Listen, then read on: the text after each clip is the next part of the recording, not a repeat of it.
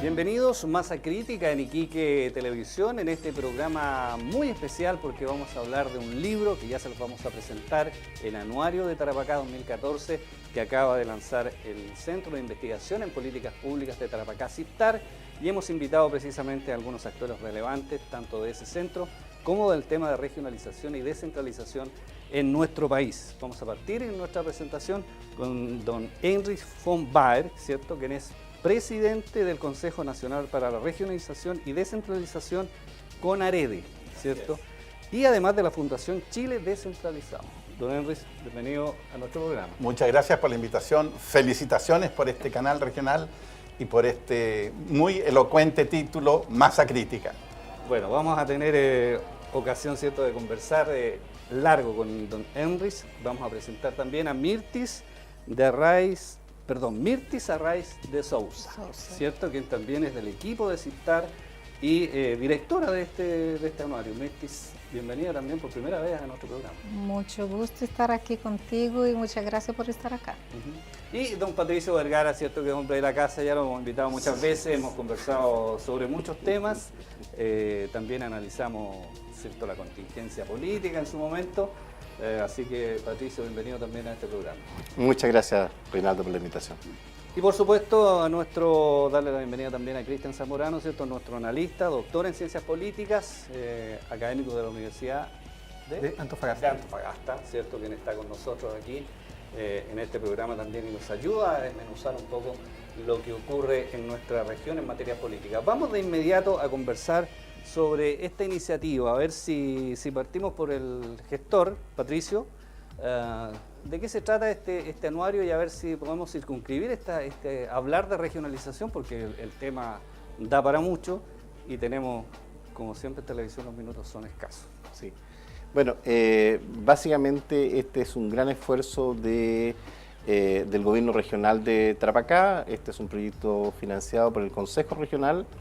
Y es una iniciativa de CIPTAR que es muy querida por nosotros porque representa un esfuerzo por poner toda la información disponible sobre la región en manos de los tomadores de decisión. A nosotros nos parece que eso es muy importante, información para la buena toma de decisiones. ¿Es la primera vez que se hace un anuario de este tipo, digamos, un estudio de este tipo? Sí, nosotros hemos rastreado en todo Chile, no hay en los últimos tiempos, por lo menos que hasta donde nosotros averiguamos, una publicación de estas características y, por cierto, tampoco en Tarapacá. Pensamos que es un instrumento indispensable para la gobernabilidad de las regiones, para la buena toma de decisiones, y por eso es que pensamos que esto conjuga muy bien con los esfuerzos anteriores que nosotros estamos haciendo desde septiembre de 2010 en torno al tema de descentralización, en torno al tema de la creación de un centro de políticas públicas. Las dos cosas son absolutamente coherentes con este esfuerzo. De hecho, muchas de las actividades nuestras fueron de alguna manera resumidas e incorporadas en ese anuario.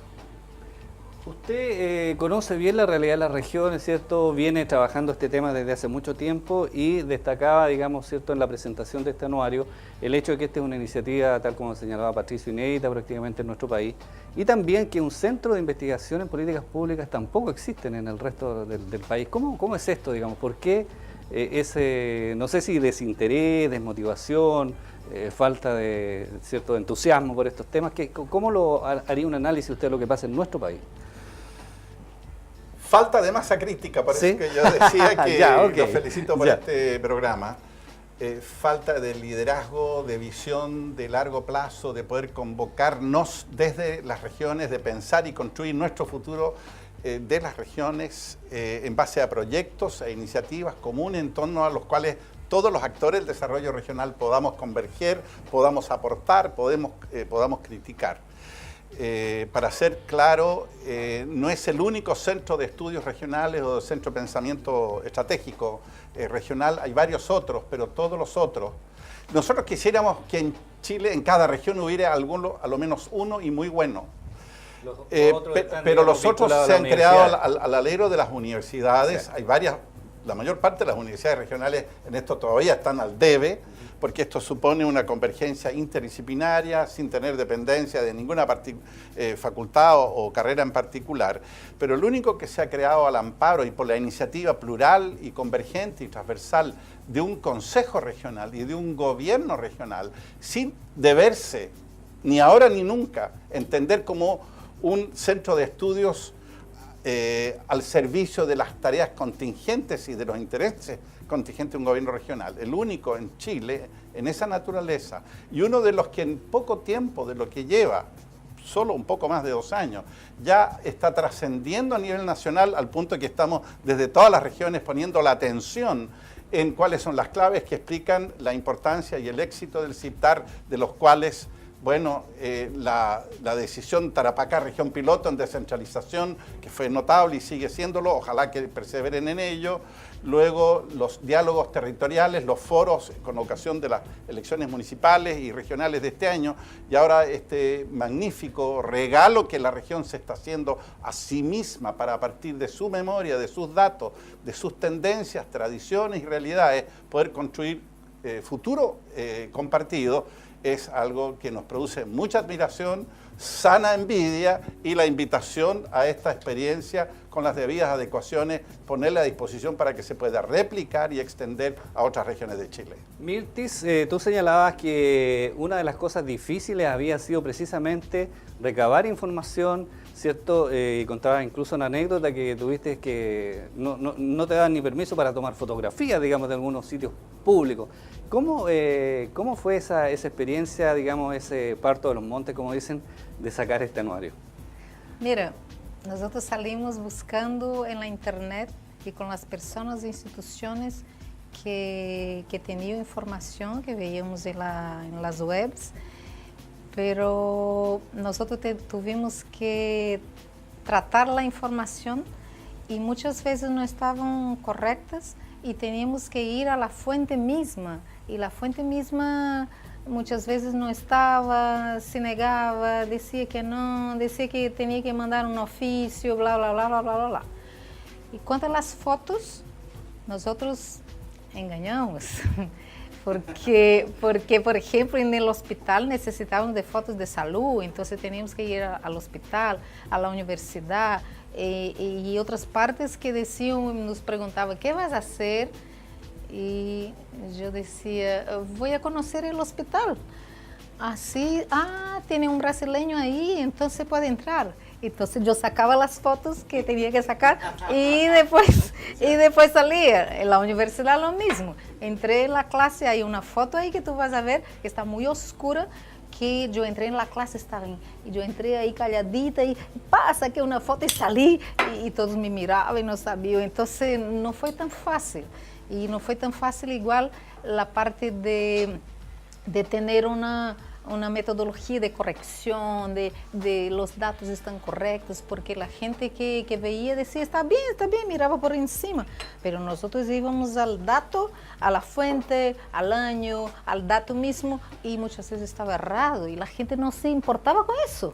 Entonces, este fue lo más difícil. Gracias. Cristian, conversábamos, ¿cierto?, respecto de este tema. Yo te comentaba una anécdota, ¿cierto?, siendo director de un diario, del Diario Nortino acá hace unos años, que habíamos publicado precisamente un editorial donde criticábamos la falta de información y la falta, ¿cierto?, de elementos para tomar decisiones en la región, y se habían molestado mucho, digamos, en este caso la Asociación de Usuarios de la Zona Franca, porque nosotros habíamos dicho que si ellos hablaban de la Zona Franca y daban cifras de la Zona Franca, bueno, tenían que tener cierto respaldo, y ojalá investigaciones y estudios, y no era malo haber creado, estoy hablando más de 10 años atrás, un centro de datos para que puedan tomar decisiones un inversionista, un tipo que quiere poner un módulo, que quiere importar, ¿cierto?, que quiere hacer un negocio. Y me fue muy mal con eso, la verdad es que pasé bastante malos ratos porque se molestaron mucho. ¿Tú dirías que ese es un problema que en general tienen las regiones, esa falta de, digamos, de transparencia, de entregar los antecedentes, de mostrarse, de mostrar? ¿Sí? Una base de datos, ¿sí?, básicamente.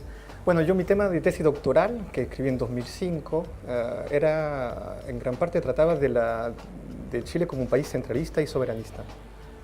Y que justamente era una región que tiene una dinámica descentralizadora e internacionalista. Y la SOFRI es la prueba de eso, por ejemplo. Y no es una coincidencia justamente que el CIPTAR exista acá y no en otra región del país, sabiendo que esta región en realidad es una región anexada que se anexó con tardeza a Chile. El asunto es que yo, en el marco de mi investigación, busqué mucha información y la que encontré mayoritariamente no es en la municipalidad, sino justamente en la SOFRI. La SOFRI, sus datos no están recogidos en un asunto de gobernabilidad, por todo lo contrario, simplemente en base a su enfoque economicista, y lo que es absolutamente normal, si son ellos que financian la investigación. Entonces sí, y eso va con la idea de gobernabilidad, es decir, yo he escuchado ya al señor Henrich y su activismo político en cuanto a descentralización una vez en el Congreso Nacional. Yo llegué segundo a un concurso sobre el Chile descentralizado que queremos. Muy bien. Y lo escuché justamente, y la imagen esa del dinosaurio, sí. Es el mapa de Chile que en realidad está focalizado sobre Santiago. Y básicamente, ¿cuál es la conclusión que sacamos al final de ese seminario? Que el paradigma centralista en este país todavía está muy vigente. Y eso se relaciona con la gobernabilidad. Y la gobernabilidad, ¿con qué va? ¿De qué manera voy a gestionar la sociedad civil? Para eso necesito información. Eso es un aporte a ese nivel. Pero eso no interesa tanto, sabiendo que el que gobierna en este país es el centro. Quizás hay muchos datos de información sobre la actividad económica, la población, cómo se mueve en el centro, pero no tanto en las regiones. Yo creo que esto es el inicio de algo. Ojalá que siga. Pero como lo subrayó también el señor Henrich, es obligatorio que esto no pertenezca, no sea el monopolio de la actividad académica, porque en realidad esto es un tema sociedad. ¿Cómo vamos a ir hacia la descentralización? Porque yo creo que a un momento dado esto es ni más ni menos que la corriente que va a tener que seguir este país. No queda otro camino que ir en el sentido de crear bases de datos para saber a quién gobernamos y cómo hay que gobernar de acá hacia el futuro. Henrich, cuando uno habla con las autoridades del Poder Central, digamos, ¿cierto? Con ministros, en fin, hemos tenido la oportunidad de conversar con ellos, subsecretarios, autoridades en general, ellos dicen que sí, que están disponibles, digamos, ¿cierto?, para delegar, para que las regiones tomen realmente decisiones, incluso entregar más recursos, pero dicen, no existe masa crítica precisamente, y ellos se quejan, ¿cierto?, de que quiénes van a gestionar esos recursos, quiénes van a hacer los proyectos, que no hay, hablan, ¿cierto?, del capital humano avanzado en regiones. Y eso es una problemática que en cierto sentido tienen razón, digamos, o no es así. ¿Cómo lo has visto tú? A ver, no es ni blanco ni negro, como todas las cosas complejas y desafiantes de la vida y de la sociedad también. Yo creo que un diagnóstico responsable es decir que en Chile no hay información suficiente sobre cuya base podamos formarnos convicción. Y al no haber ni información ni convicción, tampoco no hay voluntad política. Entonces hay mucho diletantismo, mucha improvisación. Unos hablan de descentralización pensando en unos pequeños cambios cosméticos del sistema centralizado, presidencialista, vertical y autoritario actual. Otros hablan de descentralización pensando en organizarnos hacia un Estado federal. Nosotros hablamos más bien de una ecuación intermedia apropiada para Chile, que es el modelo de Estado regional. O sea, hay muchas carencias, pero una muy importante es falta de consecuencia entre el discurso y la promesa y la propuesta política en periodos electorales y lo que después se hace. Nosotros venimos monitoreando desde el año 99 en adelante todas las propuestas programáticas de las distintas candidaturas presidenciales, de unas y otras alianzas, etcétera, y viendo qué de eso se ha cumplido. Fíjense ustedes que reformas tan importantes, vigentes, pendientes, como es hasta hace poco la elección de los CORES, que debiera haber ocurrido el año pasado, junto con las municipales, y como es la elección de los propios intendentes. Desde la alianza y de la concertación están en el programa del 99 en adelante. Si ustedes leen el programa de Lavín y de Lagos, ahí está. Pero después, yo siempre digo, es como esperar a Godot, esa obra de Beckett donde Godot nunca llega. No hay cumplimiento, no hay voluntad. ¿Y por qué? Porque descentralización en esencia significa traspaso de poder, traspaso de competencia y traspaso de recursos. Y eso no ocurre en forma gratuita ni en forma automática, no es por piloto automático. Por lo tanto, en base a información, en base a perseverancia, en base hay que ir a la conquista, con procedimientos ciertamente democráticos. de los espacios de poder que legítimamente nos corresponden. Y si eso no ocurre, impulsado desde las propias regiones, y por eso es tan importante que busquemos asociaciones y colaboraciones entre las distintas regiones, entonces no va a suceder. Yo estoy convencido que Chile no resiste un cuatrienio más sin descentralización. Patricio, a propósito de eso, recordaba las palabras de Milan Ivelich en otro cierto aspecto que es la cultura. En algún minuto en el Palacio Storeca, ¿cierto? A propósito de una exposición muy importante que se presentó ahí con algún trabajo, ¿cierto?, de Mata, los grabados de Mata. Él decía que esto no era gratis, digamos, que las regiones efectivamente, en el caso de la cultura también, debían, ¿cierto?, empoderarse y ir tras, ¿cierto?, algunos, como en este caso la cultura, algunos elementos, digamos, que pudieran de alguna manera, ¿cierto?, desarrollar las regiones. Y él hacía mención, también hace bastante años, que él fue director del Museo de Bellas Artes. ¿Y cómo se hace eso? ¿Ah? Porque él dio la idea, tal como tú lo planteas acá, pero todos nos quedamos mirando y dijimos, bueno, ¿cómo se hace eso? Sí, ¿cómo se hace? Bueno, precisamente hace 3 o 4 años, en el informe anterior del PNUD, se decía que este país estaba detenido por las malas prácticas, pero no se refería exclusivamente al tema de lo que podemos llamar la corrupción. Las malas prácticas tenían que ver con una forma demasiado enraizada de hacer las cosas y forma de hacer las cosas que resultaron exitosas en su minuto y en contextos distintos. Entonces el punto es, ¿hasta cuándo seguimos repitiendo conductas exitosas para contextos que ya no tienen nada que ver? La primera contratación yo creo que es una contratación ya casi antropológica, ¿no? Es que nosotros en algún minuto fuimos exitosos gracias a la centralización.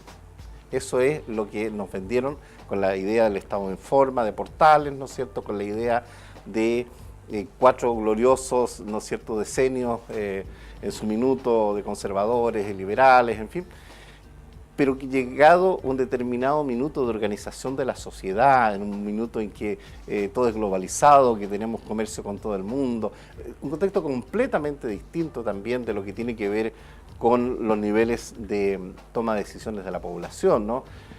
No tiene nada que ver cuando una sociedad democrática, entre comillas, vota el 5% de los habitantes, que hoy día que la gente tiene voto voluntario, ¿no? O sea, son contextos completamente distintos en que la centralización funciona a veces bien en ese esquema, permitió enfrentar, ¿no es cierto?, toda la expansión del país, todo eso, pero hoy día, con fronteras ya, eso nos mostraba Joan Prat en su trabajo, ¿no?, con fronteras ya relativamente establecidas, relativamente después de la Haya, ¿no?, pero relativamente establecidas, el tema de la descentralización es una necesidad del desarrollo nacional, tal como lo dijo la OSDE recientemente, lo dijo Michael Porter y otra serie de personas que entienden de estos temas. O sea, el tema clave es que no solo hay que descentralizar para efectos de tener una ciudadanía más responsable y más participativa, en ese sentido está el componente de la democratización, sino también hay que hacerlo por un imperativo económico, de incorporar a regiones, ¿no es cierto?,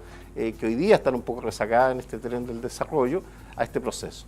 Ahora, ¿cómo se hace?, ¿no? Ahí tiene que ver, yo creo, una cuestión súper clara. No podemos esperar que la subdere el gobierno nacional nos haga la descentralización. Hay que tomarse el poder. Ese es el tema. Ya, por eso es que acá tenemos las prácticas. Vamos a hacer una breve pausa en nuestro programa. Dejamos anunciado ya lo que tenemos que hacer aquí en Masa Crítica, en Iquique Televisión, y ya estamos de regreso con ustedes.